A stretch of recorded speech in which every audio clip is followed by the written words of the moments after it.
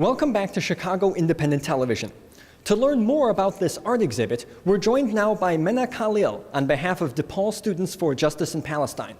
Menna, could you tell us more about this exhibit and what inspired you and others to organize it? Sure. As a DePaul Students for Justice in Palestine member, I've always been interested in art.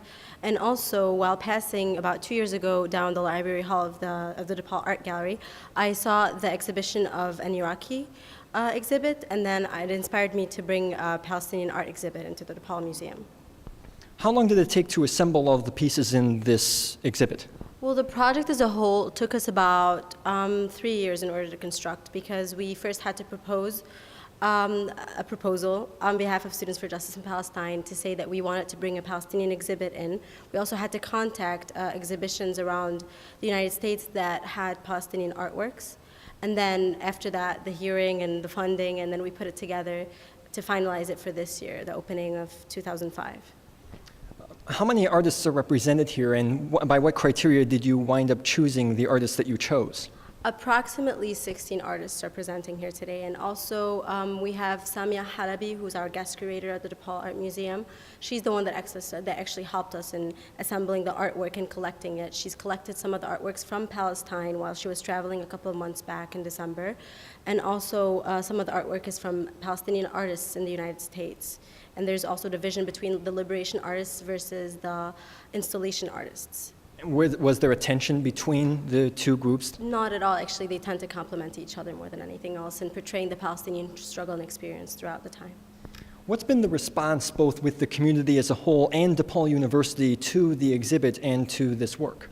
The university has been extremely excited about this work and has been very supportive in making this project happen.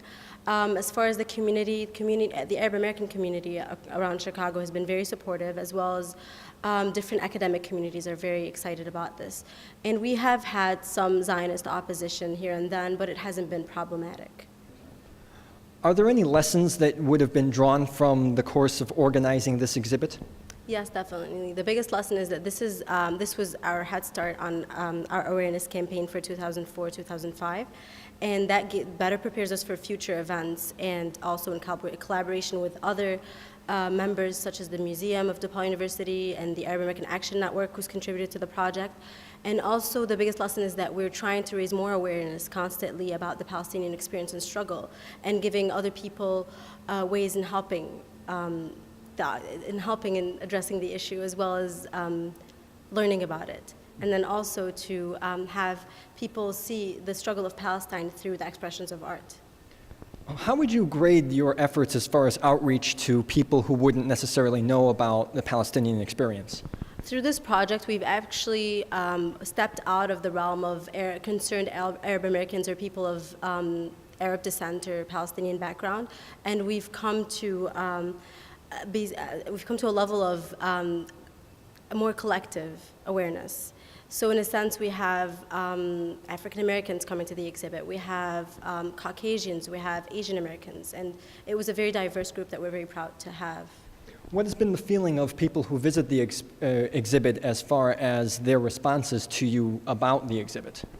The responsive have been very enthusiastic, and that gives us more hope to do better projects in the future, including this exhibit. And they were very eager to learn more about the Palestinian experience. Some had background information on that, others didn't. So it kind of sets the tone for us as to what more do we need to do in order to raise constant awareness about the Palestinian experience. Could you talk about some of the messages that are conveyed by some of the artworks here in the exhibit? Sure, we have a couple of very important messages that we're trying to portray through the artwork. For example, Raji Cook's piece that's called The Gold Standard portrays the water shortage that's experienced by Palestinians living in the occupied territories and living under oppression and occupation.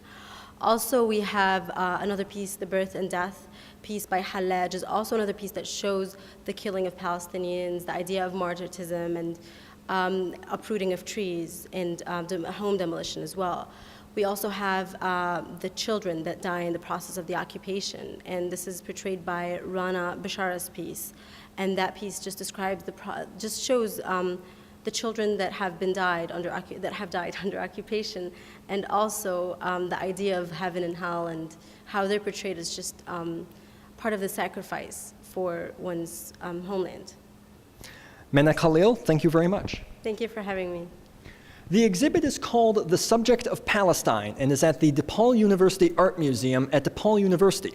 The address is 2350 North Kenmore and runs from February through May 6, 2005. The phone number to call to learn more is 773-325-7506. We'll be right back. You're watching Chicago Independent Television.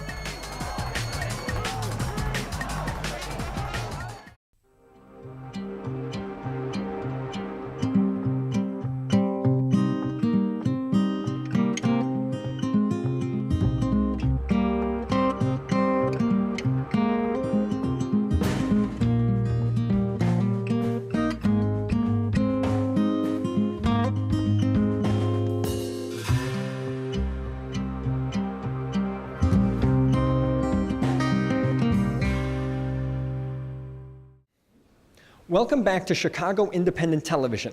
We now present a short film from Ohio by Brian Hare and Christine Hertzel about a subject we all know all too well.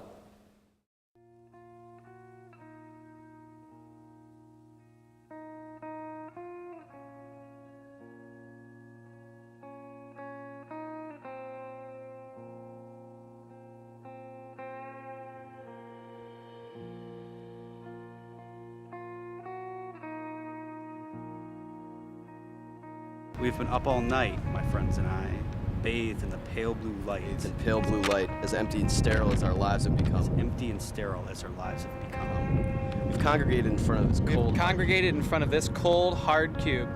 Silent and unfeeling beneath its mindless payload. But there's been more, scribbled on scraps of paper and discussed to the limits of our imagination. A consciousness that begs for a return to a natural way of life. Unfettered by the shackles of television. We have discovered a connection between the time we spend in the electronic environment and the emptiness in our lives. We spend more time watching nature programs than being outside. More time laughing at TV jokes than telling our own. More time watching TV actors have sex than making love ourselves. More time sitting and watching actors live it up than actually spending time with our friends. Somehow we've gotten everything backwards. And images seem more real to us than experiences. By not questioning our relationships with virtual technologies, we run the risk of losing ourselves in them. This is the irony of the television age. This is the irony. This is the irony of the televised age. That the hardware we've created to serve. The hardware we've created to serve us in our quest for the good life. For the good life. has become the master that we all serve.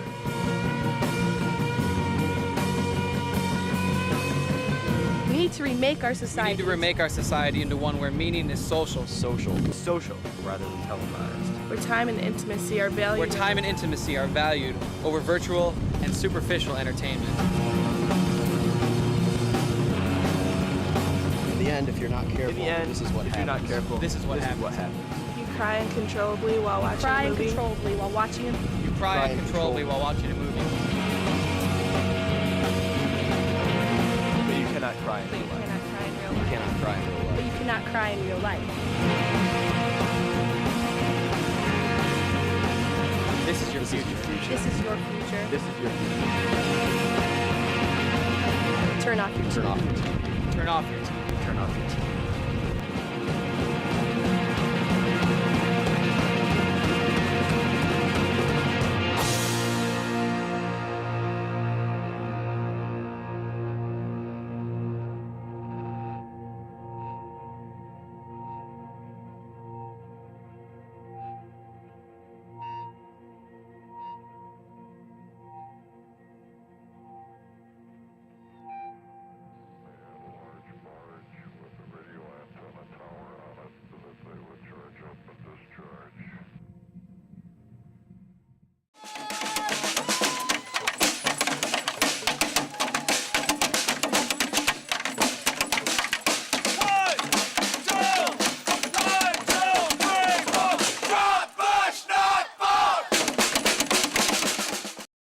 Tired of peace, prosperity, and a clean environment? Ready to lose millions of those bothersome jobs? Want to get your children out of the house and into Iraq? Too many freedoms and opportunities keeping you up at night? Think the rich just aren't rich enough? Then call for my free presidential misinfo tapes now. These misinfo tapes are guaranteed to get you off course and keep you divided. Call 2-800-BUSH Industries. We have an entire cabinet standing by to bankrupt your nation and serve every corporate interest. Call 2-800-BUSH Industries today.